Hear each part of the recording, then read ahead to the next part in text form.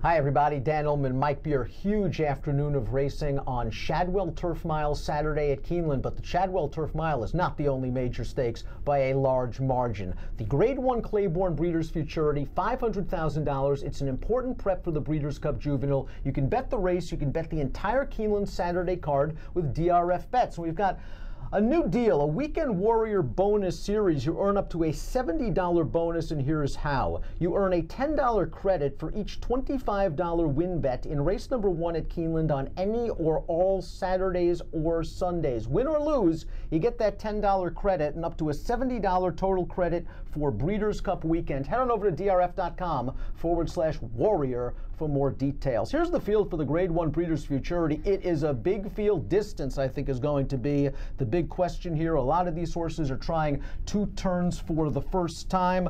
Mike, let's start things off with Todd Pletcher, the number 2 Sombaye, a Keeneland grad, ridden by Luis Saez. This is one of the horses stretching out for the first time. His dam was a multiple stakes place sprinter. I wonder if he'll get the distance. Yeah, I wonder that about a lot of these horses, though. But yeah, I think you're right. That is maybe with him a bigger question than with a lot of the other horses in here, just because, I don't know, the pedigree doesn't scream a horse who wants to stretch out. He's run 4 times already. I like that he has that experience.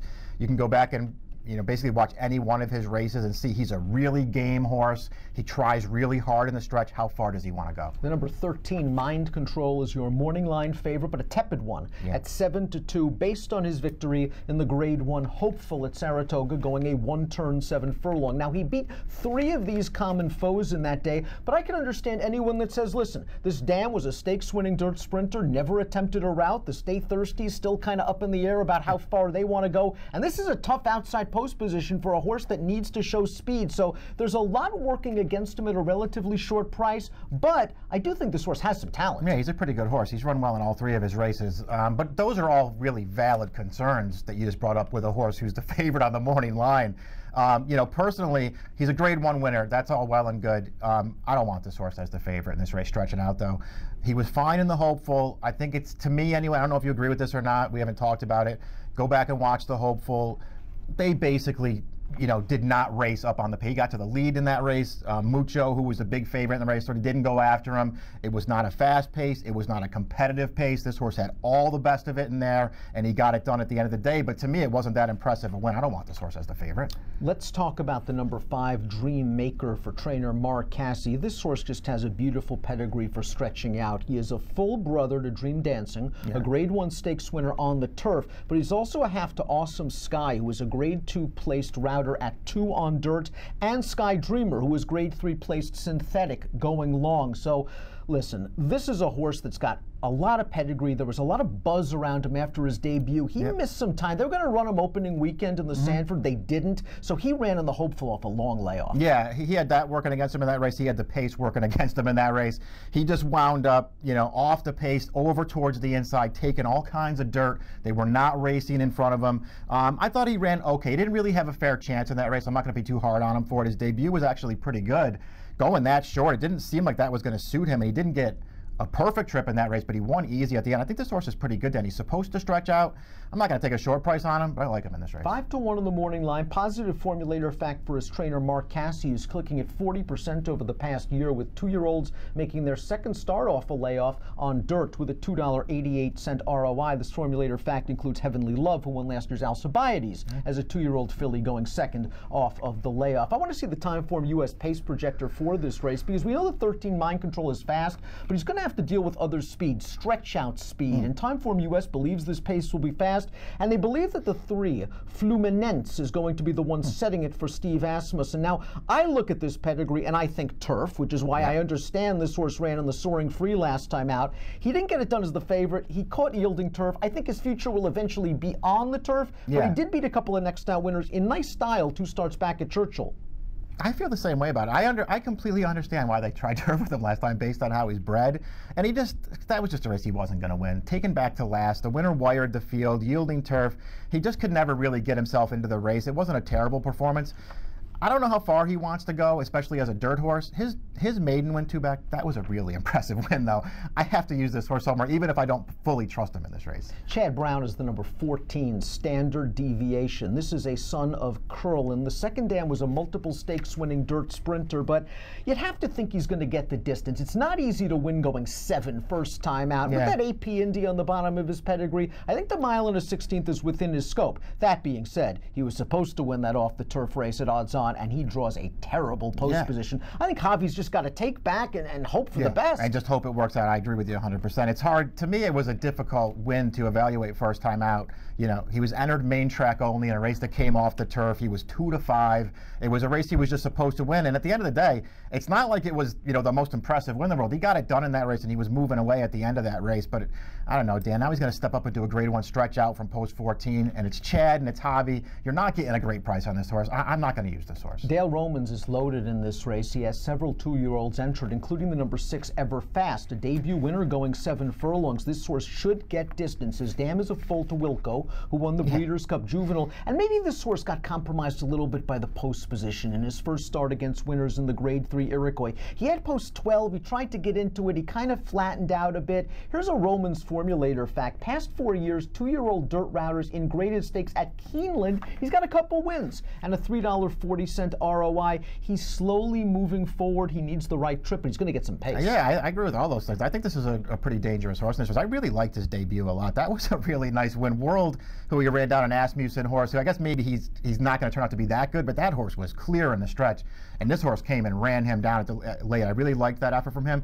His Iroquois, I'm with you. That trip wasn't perfect in there. He had a lot of things work against him, and I still think he ran okay. I'm going to use this horse at a price for sure. Romans and Calumet also have the number 9 Muenster coming off a 1-turn mile win at Churchill Downs. The 5th horse came out of that race during a 73 buyer in his next start when finishing 2nd in a maiden special. This horse is by Balambu Moon out of a half-sister to Seattle Smooth, who was a Grade 1 stakes winner going long. So there's pedigree here, and like with many Roman horses, they seem to improve race after race. Yeah, Romans is dangerous in these races. You take his horses seriously. This horse had basically a no-chance trip in his debut at Ellis Park, got 5 furlongs. Romans stretched him right out last time. He got a perfect trip in that race, but he won very easily. It was very impressive. He got a figure for that race. This is another horse I'm definitely using in this race. I think Mr. Ankeny of the Romans 3 has a chance at a price. Now, I'm concerned about his running style because he likes to be forwardly placed. I think they're going to try to have him in sort of a stalking role here and not go after the leaders, but he's been well bet in all 3 lifetime starts. In his debut, he caught that tight 10, who's okay. Steve Asmussen brought him up to Saratoga. He ran some decent races. Then he ran okay 2nd time out, 3rd time out. There was the big win. And he got an easy trip on the lead. I understand that. But he beat a couple of next out winners, and he cost a lot of money at auction. I think this horse is slowly figuring the game out. Yeah, I mean, it feels like Roman's horses, all 3 of them have a real chance in this race. So we'll just see, you know, how they bet it. I preferred the other 2 to this one, based mostly on the distance, just because I feel like those 2 horses might want to go a little further than he does. But he's run well in all of his races. He finally got it done last time. I felt like 2-back, maybe he was compromised contesting that pace. And then Tobacco Road, who's back in this race, came and ran him down late. Well, let's talk about Tobacco Road a little bit. Another one trained by Steve Asmussen. Now, this horse also, like the other Asmussen, just a tremendous turf pedigree. Is a half to Alora Michelle and Isabella Sings. The dam was stakes place going 1.25 miles on turf in France. So I understand why they're running here, because there's where the distance and the money isn't. This horse was not embarrassed in the Iroquois behind the now sideline Cairo Cat. I just have a feeling turf down the road. Yeah, maybe it will be turf down the road, but he still put in a nice run to get to Mr. Ankeny 2 starts back. I mean, the race set up well for him that day, but he put in a nice run to come get that horse. And at the end of the day, the Iroquois, you know, he's trying to make a 4-wide run around the 2nd turn in that race. Couldn't quite get there, but it was far from an embarrassing performance. Cairo Cat couldn't have gotten a more perfect trip to win that race. He actually ran okay in that race. I think he fits well in this field. Signal Man, the number 1, goes out for Kenny Mcpeak. This horse scored 2nd out at Saratoga. Lasix on has always been a big move for Ken Mcpeak with 2-year-olds. Check out Formulator for that fact. Here's another one, however. Over the past year, 2-year-old last out maiden winners on dirt. Mcpeak knows where to place them. 40% winners, a $5.40 ROI, and advantageous inside post position and good tactical speed. Listen, this horse has to improve off of his win at Saratoga, but considering what Mcpeak does with these 2-year-olds, maneuvering with Lasix on and off, it would not be a surprise. Yeah, that's the thing. I mean, Mcpeak, you know, he has to improve, and Mcpeak gets these horses to improve, so it's something to keep in mind. He's got a great post on the inside, too. I suspect he'll be fine with this distance. We'll see how far he ultimately wants to go. ago. He was one of those horses, though, it just felt like, last time, that was the time to have him. He had a real trip first time out on that sloppy track. And even though he got it done last time, he got a little lucky to get it done. I wanted him to run better last time. Let's talk about the number 4 Unionizer. Again, we could expect some wet weather at Keeneland on Saturday. This horse has won over a wet track at Saratoga, and perhaps most importantly, already has a 2-turn win. That being in a slow edition of the Sapling at Monmouth, where he pressed the pace over a speed-favoring track. I'm not sure how good this horse is, but he's in the right hands with Bill Mott. I think this time, though, he's going to have to come from farther off the pace. I agree. I mean, I'm not going to knock him at what should be a pretty nice price in this race, but he didn't run well first time out. I didn't like his maiden win at Saratoga. I think that was a good field and, a slow race last time, even though it was around 2 turns. He'll be a big price. I'm not going to knock this horse. Baracho found himself when stretched out to a 1-turn mile last time out after racing on wet tracks and sprinting in his first 2 races. The race came back slow, but he finished ahead of a horse that then came back to earn a 71 buyer in his next start. The dam's a half to one of your favorites, Colton, Mississippi. Yeah, he beat the same horse last time that Unionizer beat when he broke his maiden. I'm not sure how good that horse ultimately is. He's just one of those horses who has to improve, and he has to improve by a lot, but that's what 2-year-olds are supposed to do at this time of year. Great Wayne Lucas will take a chance with maiden Derby date, second at Saratoga in his second lifetime start, but just throw out the hopeful. He was supposed to be part of that pace that Mind Control was able to control. Why? Because this horse stumbled terribly and was forced to rush up. Draw a line through it. I'm not sure the maiden race 2-back's good enough. I'm not sure it is either. He ran fine in the maiden race 2 starts back, and you're right, he had no chance last time, but what do you get from him here as he stretches out? And it's not like he drew a great post. He might be. It's not like he drew a great post. The 7 is Nick's Go, another horse that might show some speed, stretching out in distance. He is a son of Painter. I'm not sure about distance, though, here. This dam was a multiple stakes winning turf sprinter, really wanted to go short distances of ground, and I couldn't find the excuse against Sombaye in the Sanford. Maybe Lasix helps him. Yeah, it's interesting because when he came up for the Sanford, to me, he was really impressive when he broke his maiden. He was really fast in that race, and I felt like he had a real shot in the Sanford because he was a fast horse, and he just didn't break that sharply. He never got involved in the race at all. I don't know what to do with his synthetic race last time. Now he's got to stretch out. If he was mine, I'd put him on the front and see how far he could take him. Pick time for the Grade 1 Breeders Futurity. You and I are going to disagree in here. I respect Dreammaker. I think he's going to run big. I also think he's going to take a lot of money based on wouldn't be surprised. Based on his reputation and based on the solid enough debut and then the hopeful off the layoff. He wants to stretch out. You're going 5, 9, 6, and 3. I know you don't like Mind Control at all. I think the key to this race is for Johnny V to get him settled. I don't think he's making the lead. I think Derby Date's going. I think Nick's Go is going. I think that Muenster is going. He is going to have to be patiently handled. Listen, he's going to have to be good to win this race.